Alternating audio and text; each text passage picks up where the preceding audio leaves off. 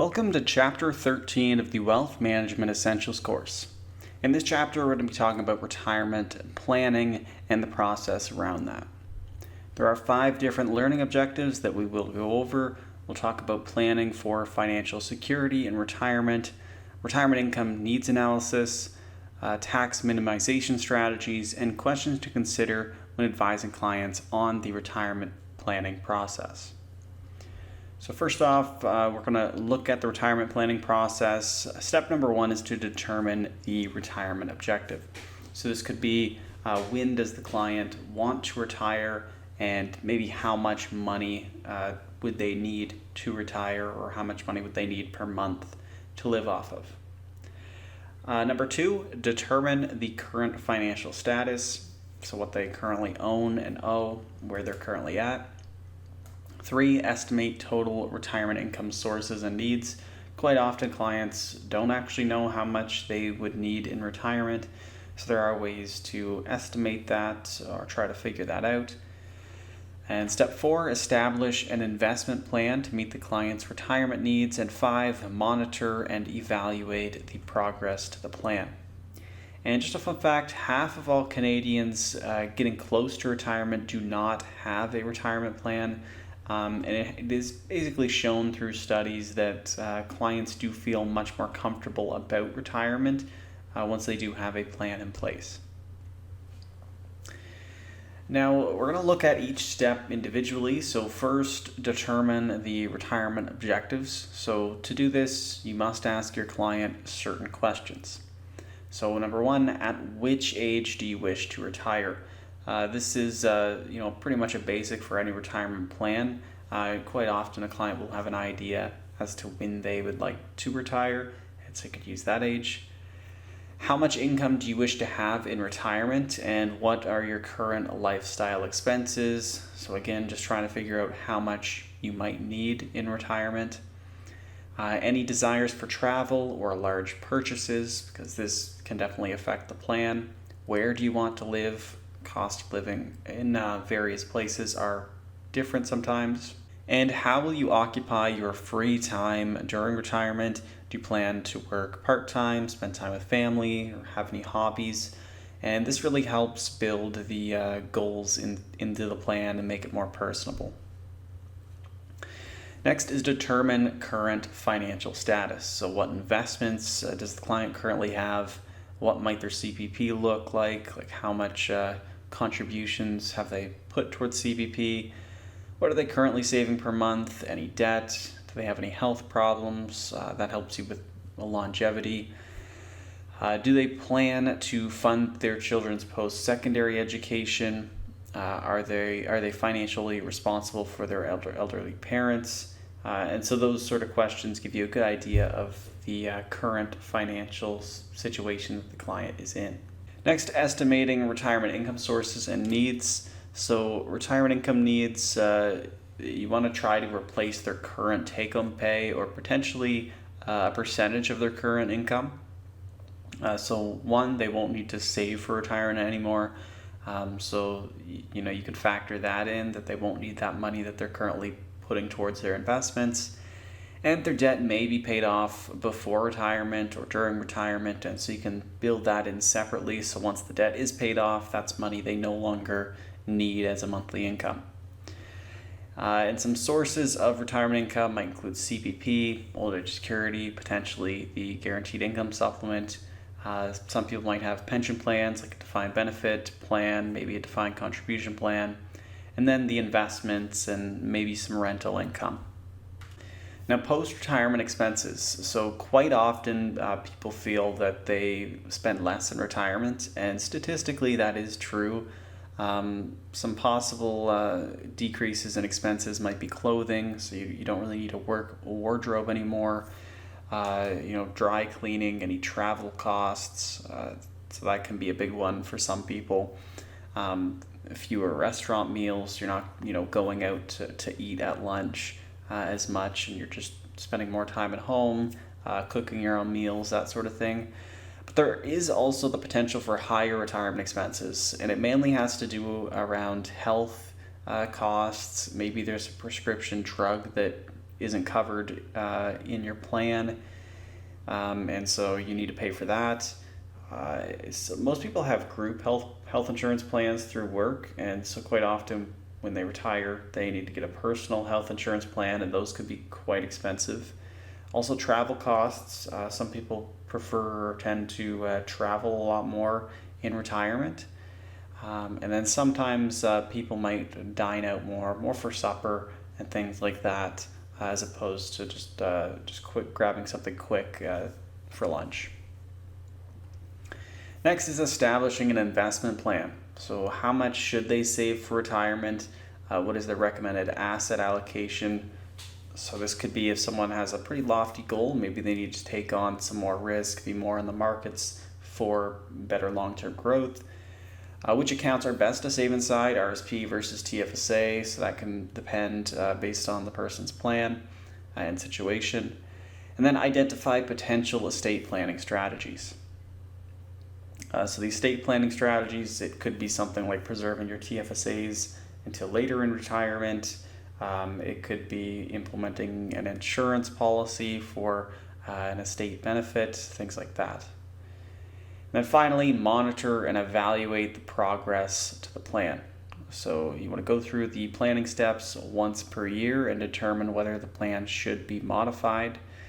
Revisit the plan whenever there are any significant life changes. So it could be marriage, divorce, birth of a child, etc. And monitoring progress just helps to ensure that you are on the right track.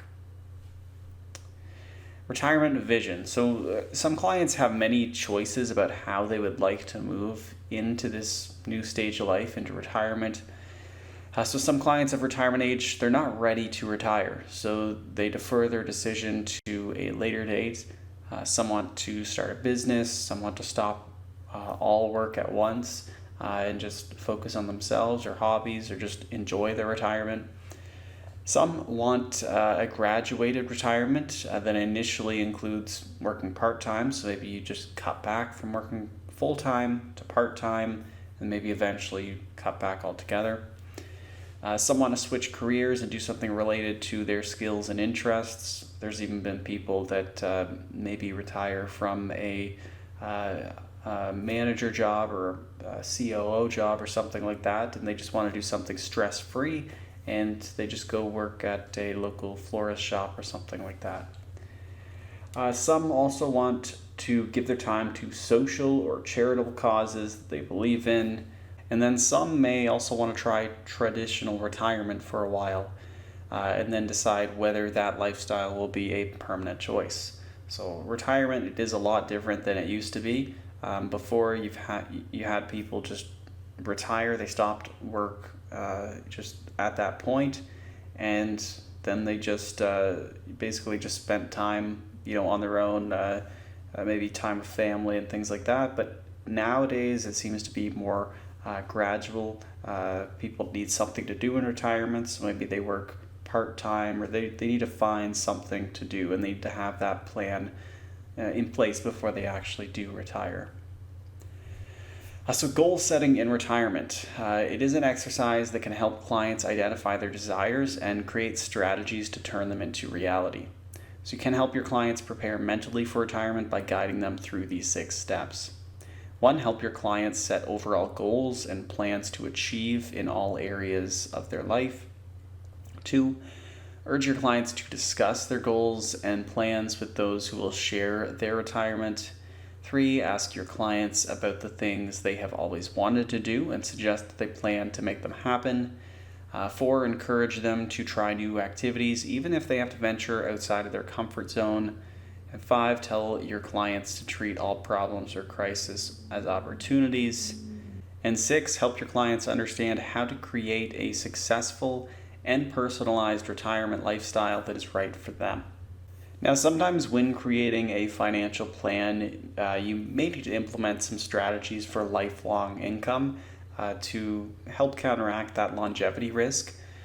So sometimes a life annuity might make sense. So if a client has insufficient savings or a very low tolerance for risk, sometimes the most appropriate option for lifelong income is to purchase a life annuity. This locks the client into prevailing interest rates at the time of purchase.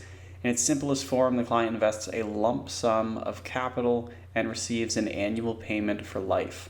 The payment amount is calculated based on the client's life expectancy and the prevailing interest rates.